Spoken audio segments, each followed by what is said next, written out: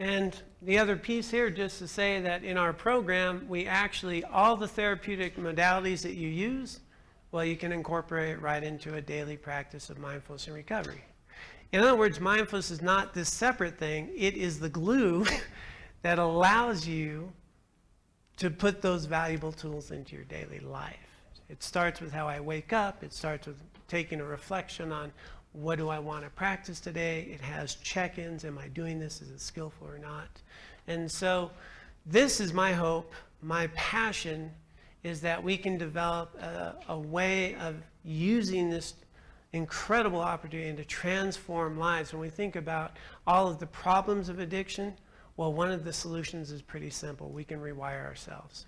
We can heal the damage. We can heal the attachment issues. We can heal our relationships with others. We can rewire and reset if we start doing it consciously. And so the big goal here with mindfulness and recovery is that we are now training clinicians and therapists around the country. We're certifying them. We've got our first group finishing up, our second group's coming. Mindfulness and recovery groups are starting where you can have meetings. And the thing that's really powerful about this for me is that we want to open doors instead of close them. So somebody belongs to this group, or they belong to that group, or they're 12-step, or I don't go to 12-step, or I'm NA, not AA, or I'm AA and I don't do that NA thing, is that we want to provide a community that welcomes everyone.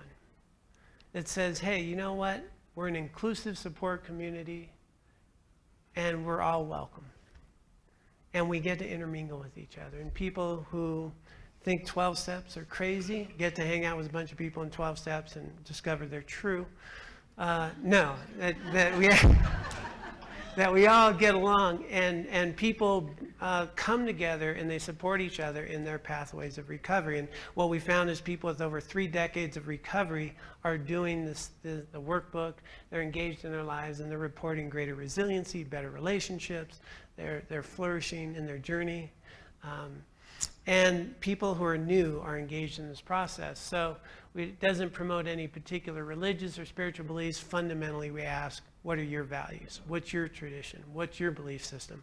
Here's tools to be the person you want to be. Here's the tools to fill that hole, to recognize your worthiness and value on the journey that belongs to you, and to put yourself in a healthy environment that supports it, because none of this works in isolation.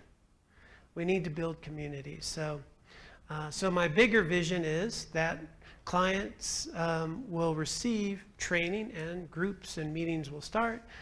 Therapists will include this in their own lives, and that's what we found. The clinicians that I'm training now, we just did our midpoint check-in, and all the therapists are reporting a greater degree of well-being and resiliency in their own life, because they're actually having to do the same thing that they'd ask their clients. And so it's a really exciting time, because we can look at the science now and realize that our gene expression we can alter. I can change my neural pathways. My set point can be so good that it's better than wanting to do something else. In other words, instead of cultivating desire, I can be cultivating contentment and well-being.